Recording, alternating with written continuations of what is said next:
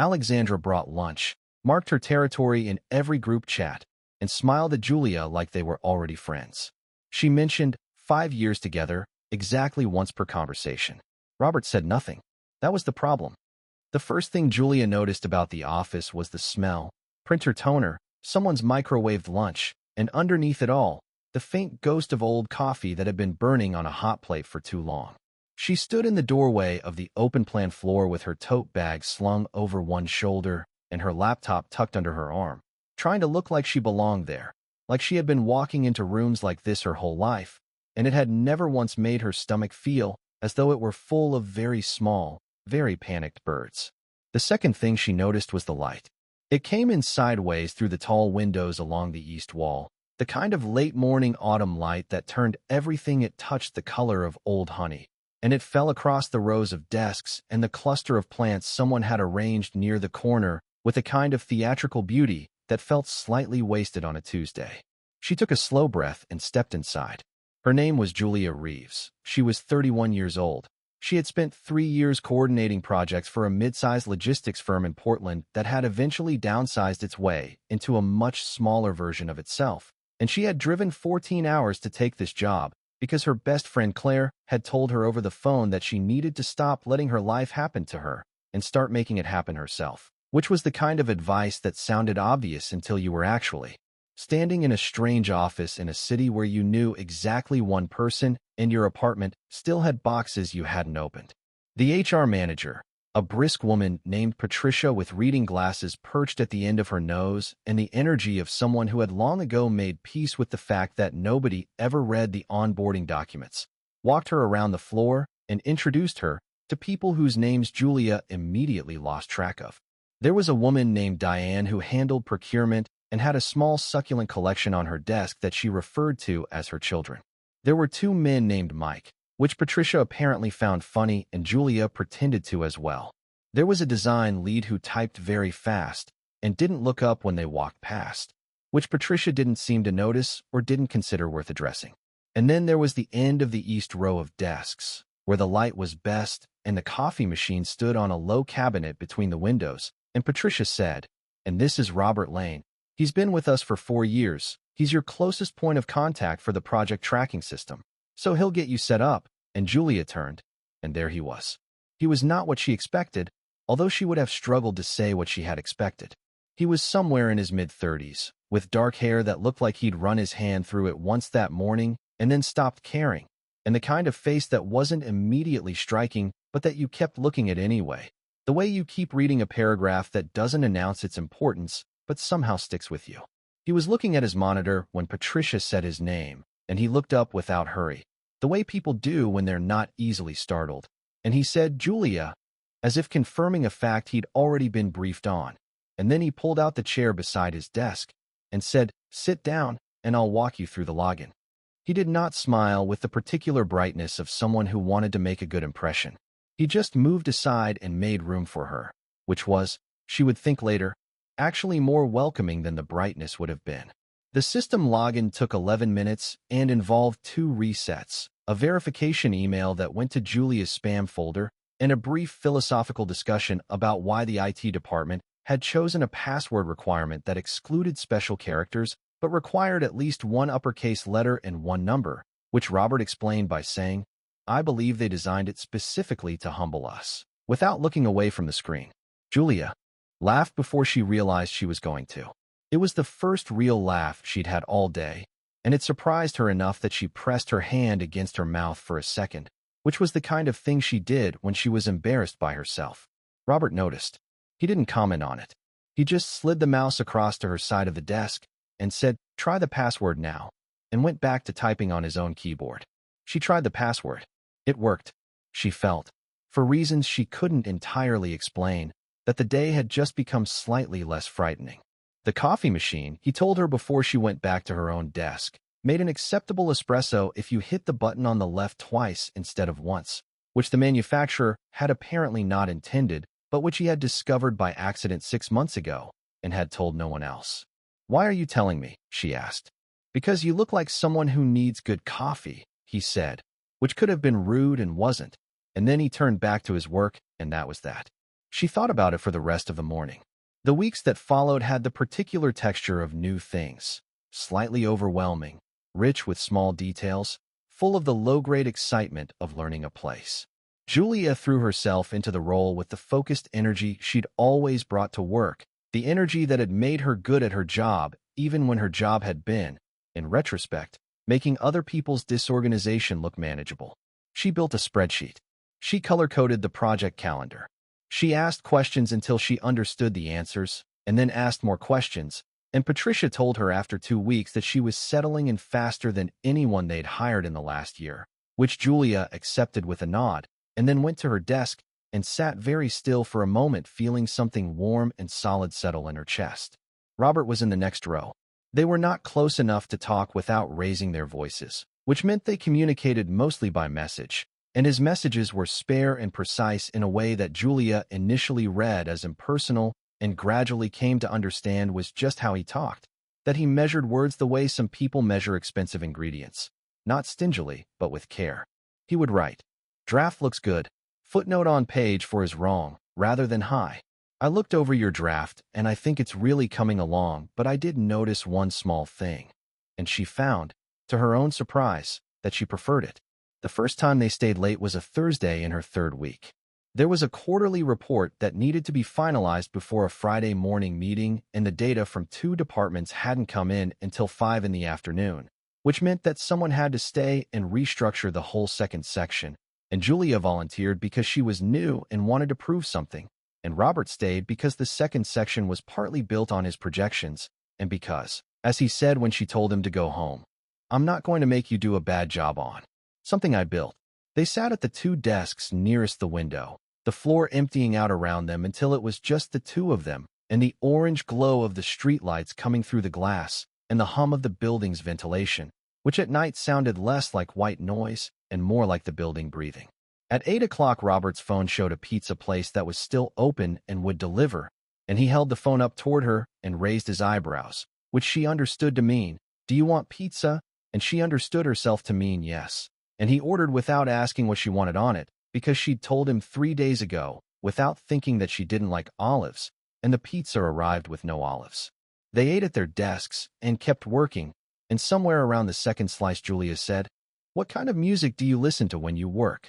Which was the kind of question she asked when she was comfortable enough to be curious and curious enough to take the risk. He told her. She looked at him.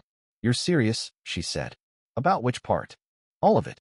I've been listening to the same 3 albums for 2 years." "Which ones?" She told him. He turned all the way around in his chair and looked at her with an expression she hadn't seen from him before, something that wasn't quite surprise and wasn't quite recognition, but sat somewhere between the two, like someone checking a map and finding it accurate. "I found those in a record store in Lisbon," he said. "On a trip I took alone because everyone I asked said they were too far, and I went anyway. I found them at a library sale," she said, "for $1 each.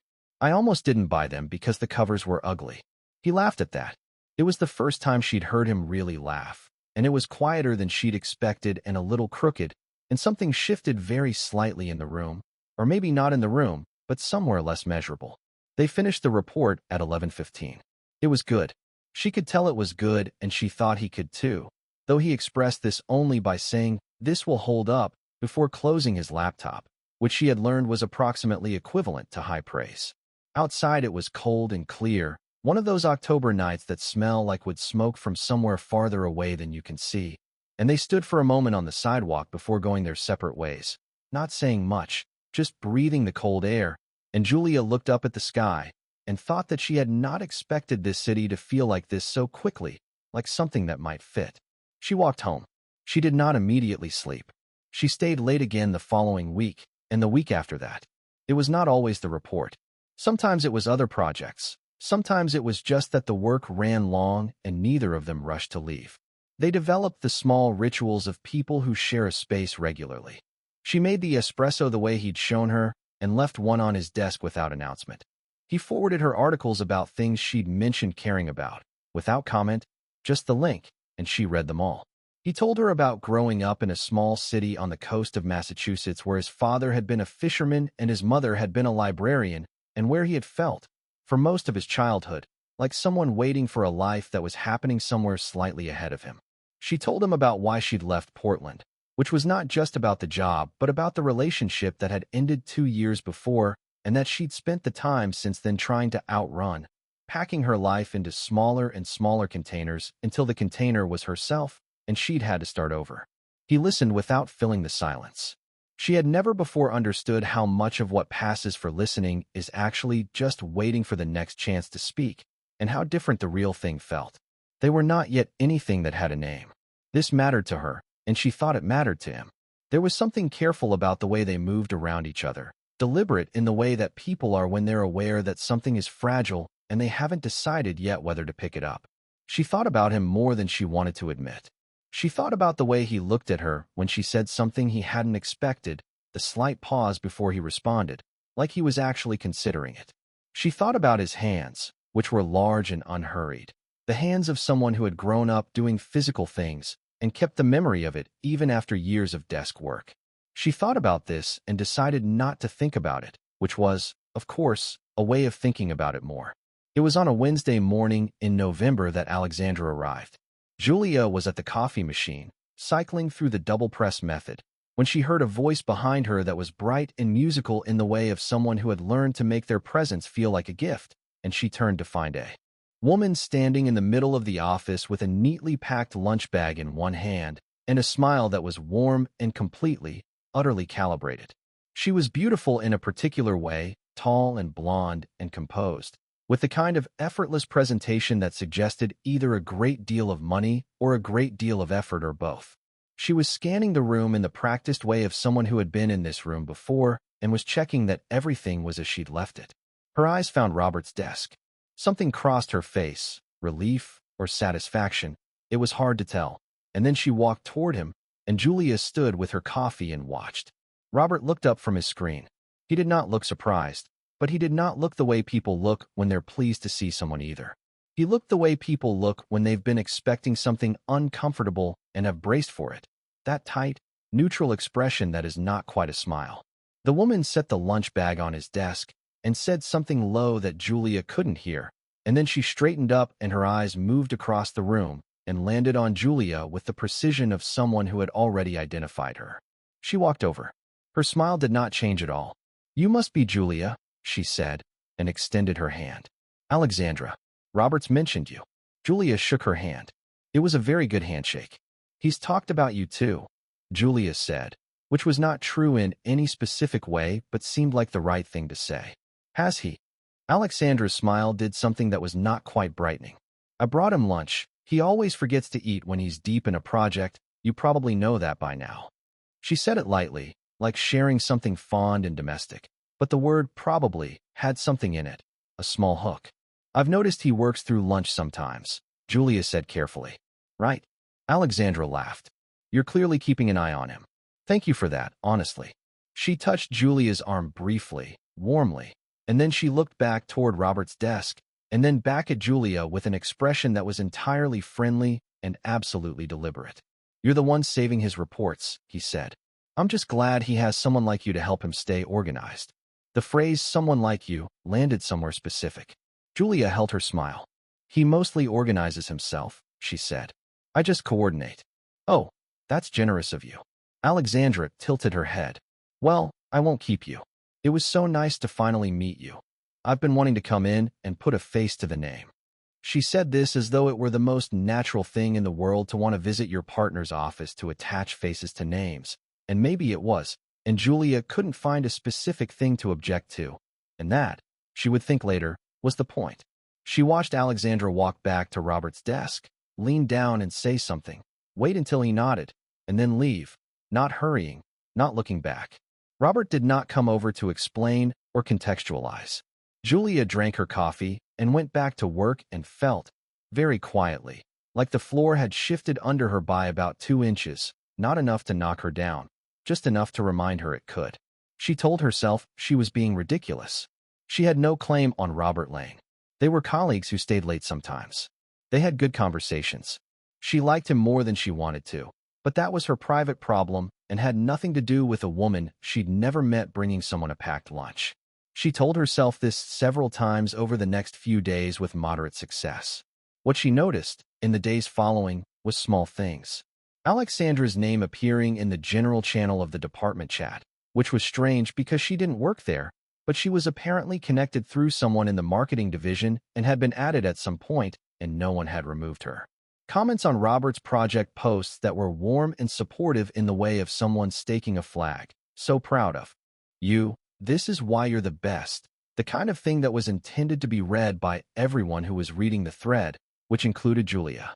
She found Alexandra on the social media platform she checked occasionally and discovered, after approximately 40 seconds of looking at her profile, with the focused attention of someone doing research and definitely not something else, that Alexandra posted frequently and consistently. A photo of a dinner table set for two with the caption, "Our Quiet Tuesday." A hiking shot where a male hand in frame was identifiably Robert's by the watch he wore. A post from the week before Julia had started. The job that said, 5 years of this one, still my favorite chapter, with a photo of the two of them on a beach somewhere warm. 5 years. Julia closed the app and put her phone in her drawer and kept it there for most of the afternoon. The department Christmas party was held in the second week of December at a restaurant 2 blocks from the office.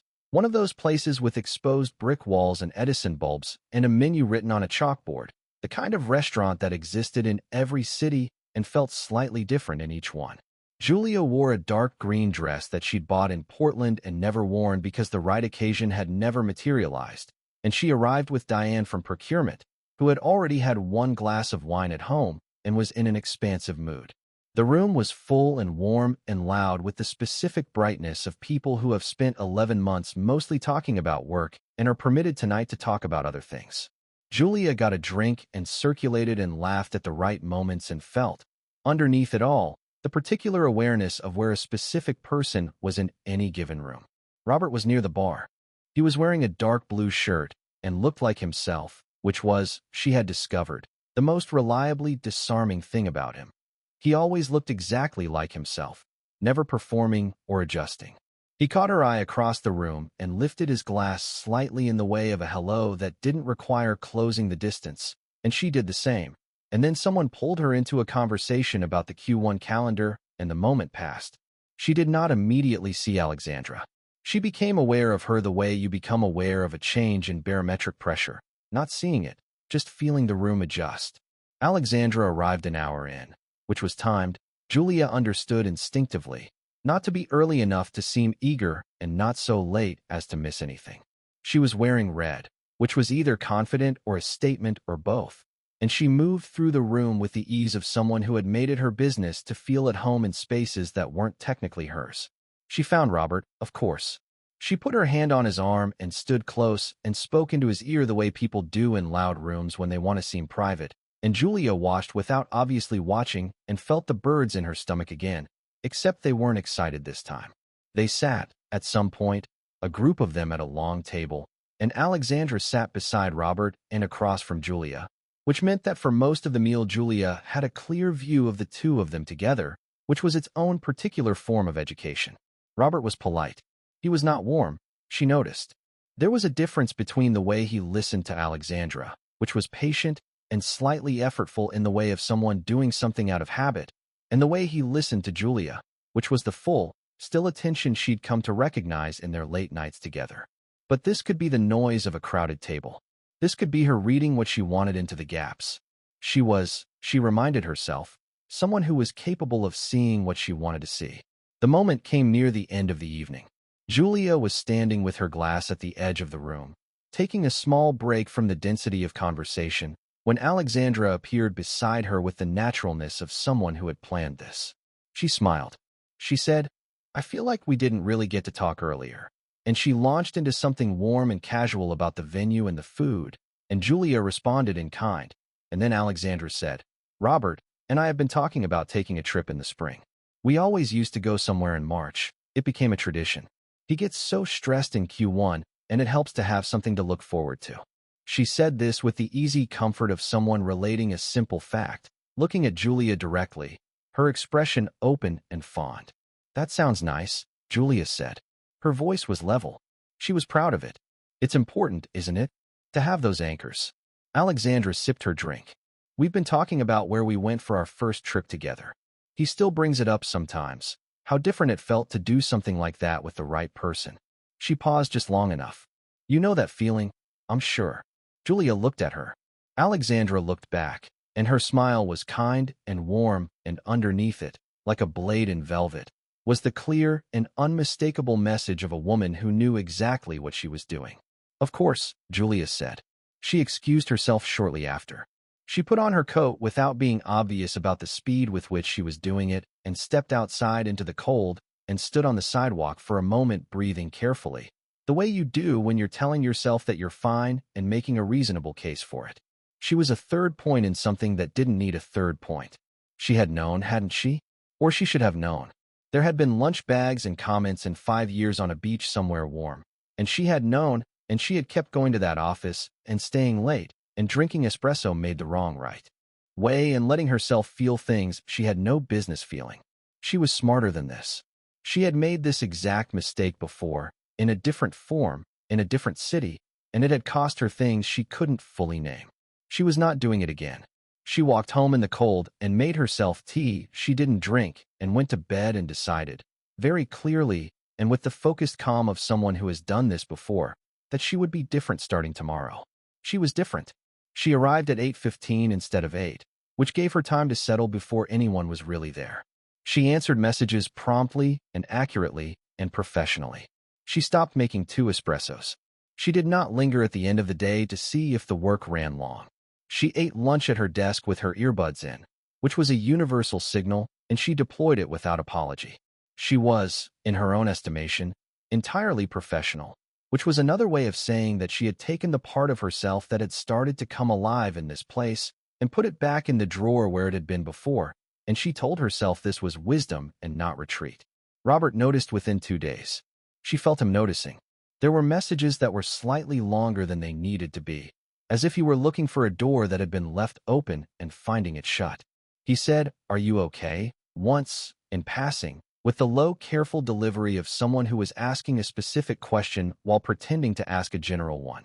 And she said, "Of course, just trying to stay on top of things," and smiled and moved away, and his face did something she deliberately chose not to interpret. The space between their desks, which had never felt like much of anything, now felt like a thing with weight and weather. She could feel it when she was typing, a kind of pressure at the edge of her awareness, and she suspected he felt it too. And she told herself that this was fine, this was appropriate, this was how things were supposed to be between people who were colleagues and nothing more. She was a coordinator. He was a project lead. That was the whole sentence. What she had not accounted for was Robert. She had assumed, in the logic of her retreat, that he would accept the new distance the way people generally accepted closed doors, with whatever private feeling he had about it and no great disruption to the surface. She had not expected him to follow her. It was a Thursday, 2 weeks after the party, late in the afternoon when the office had thinned to a handful of people and the light had gone flat and gray outside. And she was at the printer waiting for a document that the printer was producing with the specific reluctance of office equipment that has decided today is not the day, when she heard him behind her, and she turned. And he was standing close enough that she could see the exact expression on his face, which was the expression of someone who has decided to say something and is not going to be stopped. "I need you to tell me what happened," he said. Not loudly, not aggressively, just directly, with the same unhurried quality as everything else he did. Except underneath it this time, there was something else, something that was close to frustration and close to hurt, and was probably both. Julia looked at the printer. The document was still not coming. "Nothing happened," she said. "Something changed," he said. "2 weeks ago something changed, and you're not telling me what it is, and I'm asking you." She wanted to say something easy. She had a version ready. "I just thought it was better to be more professional. That's all." It wasn't personal, and she had been saying pieces of it to herself for days, and it was smooth and reasonable, and it would end this conversation in a way that was clean and finite. She looked at him. He was looking at her with that quality he had of being actually present, not performing presence, but truly there, and it dismantled the smooth, reasonable version of what she was about to say before she could start. "Alexandra," she said. It came out quieter than she meant it to. Something moved across his face. "What did she say to you?" "She didn't say anything untrue," Julia said carefully. She talked about your trips together, your traditions. 5 years. She paused.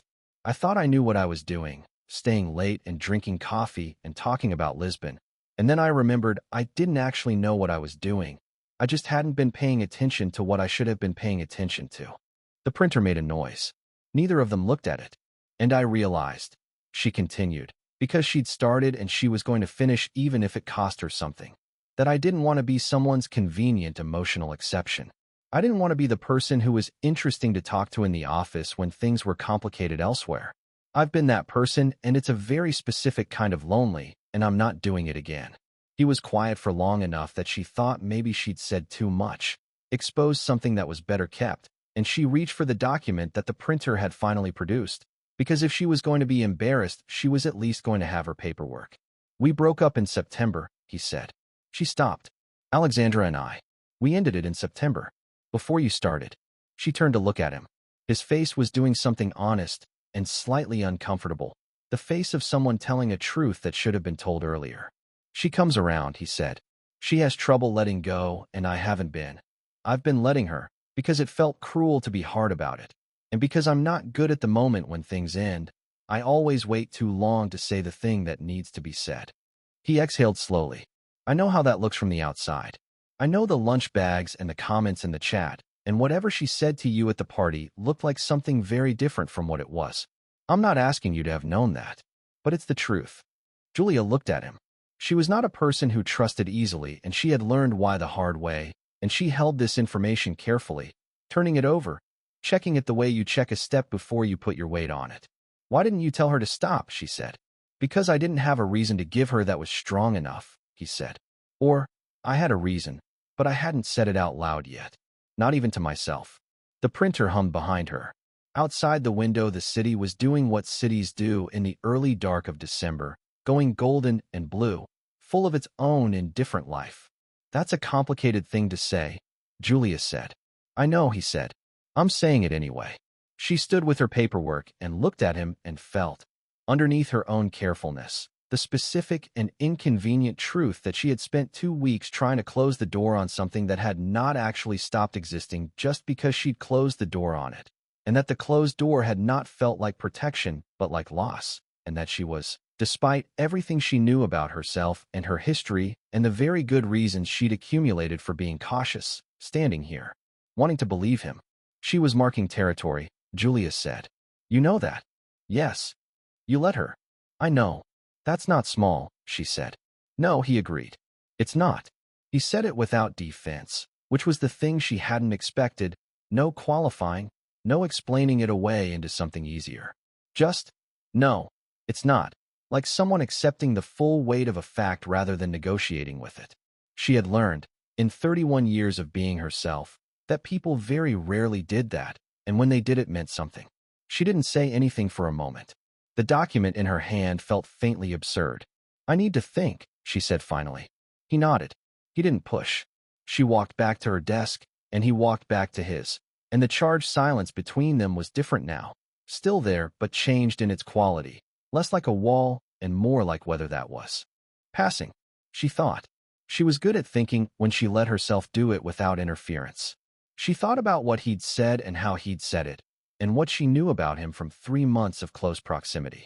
His precision, his steadiness, the way he forwarded her articles without comment because he'd remembered what she cared about, the way he'd told her about Lisbon not to impress her, but because it was true, the way he laughed when she said something unexpected, the way he looked at his phone after Alexandra called, and the look she'd seen on his face in those moments, which was not the look of a man who was happy and hiding it, but the look of a man who was doing something he knew was wrong and hadn't yet found the way out of it. She thought about Portland and the relationship that had cost her 2 years and the boxes she still hadn't unpacked and the voice in her head that told her all choices that involved risk were the same shape as the choices that had hurt her, which was not actually true but which she had been living as though it were. She typed a message. She deleted it. She typed it again and sent it before she could delete it again. It said, "Still here if you want to talk more." His response came in 4 seconds. It said, "I'm not going anywhere." The conversation they had that evening was not soft or easy. It was the kind of conversation that happens when two people have said something real and have to keep living in the direction of it, sitting at their adjacent desks with the office empty around them, speaking with more honesty than either of them was entirely comfortable with, which was, she had come to understand, the only kind of honesty that actually counted. She told him that she was someone who moved slowly with trust because she had learned what happened when she didn't, and that this was not something she apologized for, but something she needed him to know. He told her that he was someone who avoided confrontation to the point of complicity, that he had let things drift in his life when he should have steered, and that he was aware this was a failure and not a personality trait. She appreciated the distinction. He told her, at some point, that the reason he had a reason to be clear with Alexandra was her, that he had been sitting with that fact for weeks trying to figure out what to do with it, which is why it had come out the way it did in front of the printer. Not poetic, not planned, just true. She looked at him. She thought, I believe you. She said, okay, which was not nothing. Okay was a beginning. The week that followed was one Julia would remember in pieces rather than in sequence. The conversation he had with Alexandra that she was not present for, but knew happened because the comments in the chat stopped and the lunch bag stopped, and something in Robert's posture changed. A slight unclenching that she recognized as relief, the way someone breathes differently when they've set something down that was heavier than they admitted. She knew he had told Alexandra clearly. She knew this not because he reported it in detail, but because he had a quality, once he finally committed to something, of doing it completely, no half measures, and she had seen enough of it in his work to know it extended to everything. He sent her one message that said, I handled it. I'm sorry it took me as long as it did. She sat with that message for a while and then wrote back, thank you for telling me. She meant both sentences. What she did not expect was to feel sorry for Alexandra, which she did. A little, in the complicated way you feel sorry for someone who did something unkind to you, when you can see the fear underneath the unkindness, the fear of being replaced, of being inadequate, of 5 years dissolving into nothing. Julia did not like Alexandra and was not inclined to excuse her, but she was capable of understanding her, which was different, and which made the whole thing feel less like a victory and more like what it was, just life, with its ordinary mess and its ordinary grief. On a Friday evening in mid-January, the office was empty earlier than usual, some combination of people leaving for a long weekend and the cold snap that had settled over the city like a lid, making everyone want to be inside somewhere warm and personal. Julia was finishing a report, genuinely finishing it this time, not staying late because she was avoiding anywhere else, but because she'd wanted to close this one out cleanly and take the weekend into herself with nothing unresolved. She heard him before she saw him, the familiar sound of his chair pushed back and his footsteps, unhurried as always, and then he was at her desk with 2 cups of coffee, one in each hand, and he set one in front of her with the quiet certainty of someone who had decided on a course of action and was executing it without announcement. She looked up at him. He looked back at her. The coffee was exactly the way she liked it. She hadn't told him how she took it in any direct conversation. He'd simply paid attention over 3 months and retained it, which was, she thought, such a characteristically Robert thing to do that she almost wanted to say so out loud but didn't, because some things were better left as understood. Everyone's gone, he said. I know, she said. It's just us. I know, she said again. He sat down on the edge of the desk beside her rather than pulling up a chair, which was slightly informal and slightly presumptuous and entirely comfortable, and she let him. They drank their coffee. Outside the windows the city was cold and clear, the kind of winter night where the stars are hard and bright, and the light of them has traveled so far it almost seems like a message, and the office was warm and quiet around them with the particular warmth of a place where you've spent a lot of hours, and it has started to feel like yours. I keep thinking about something you said, he said after a while. Which part? The part about not being someone's convenient emotional exception. He looked at his coffee. I want to say something about that. If that's okay. It's okay, she said. I know it looked like that, he said. And I know there were months where maybe it was more like that than it should have been, where the situation wasn't clean and I wasn't dealing with it and you were there, and you were the best part of most of those days, and I didn't say so, and I should have. Earlier and more clearly. She was quiet. He was quiet. The ventilation did its breathing thing. I'm not asking you to trust that things are perfect now or that I'm some different version of myself, he said. I wanted you to know that I know. I know what was wrong and why, and I'm not pretending it was smaller than it was because it's easier. Julia looked at him for a long moment. There was, somewhere in her chest, a thing that had been held very carefully and very still for weeks, and she could feel it considering whether to remain still or to do something else. And she thought about all the reasons she had for keeping it still and acknowledged that they were real reasons and that they were also, at this particular moment, not quite enough. "You brought me coffee exactly the way I like it," she said. "Yes," he said. "That's not small either," she said. The corner of his mouth moved. "No," he said. "It's not." She looked at him. He was looking at her with that quality she'd noticed on the very first day, that settled, present attention, except now it was not the attention of a stranger in a strange office, but of someone who had been paying attention to her specifically for months and had something to show for it. She thought, this is the step. The one you take not because it's guaranteed, but because not taking it also has a cost, and you know that now. You've been paying it. She said, "I'm glad you stayed." He said, "I was always going to stay." She believed him. It was not a dramatic thing, the moment. There were no declarations and no music, just two people in a warm office at the end of a Friday in January with their coffee, and the particular quality of silence between people who have finally stopped performing carefulness and have moved into something else.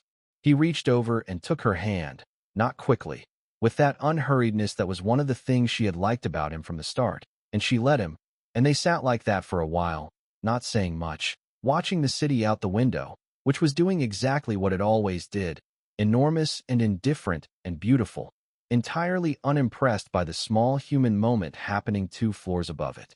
They left together. She put on her coat and he put on his, and he turned off the lights and they walked out, and the elevator opened and they stepped inside. And when the doors closed, she was aware of how close they were standing and that he was aware of it too.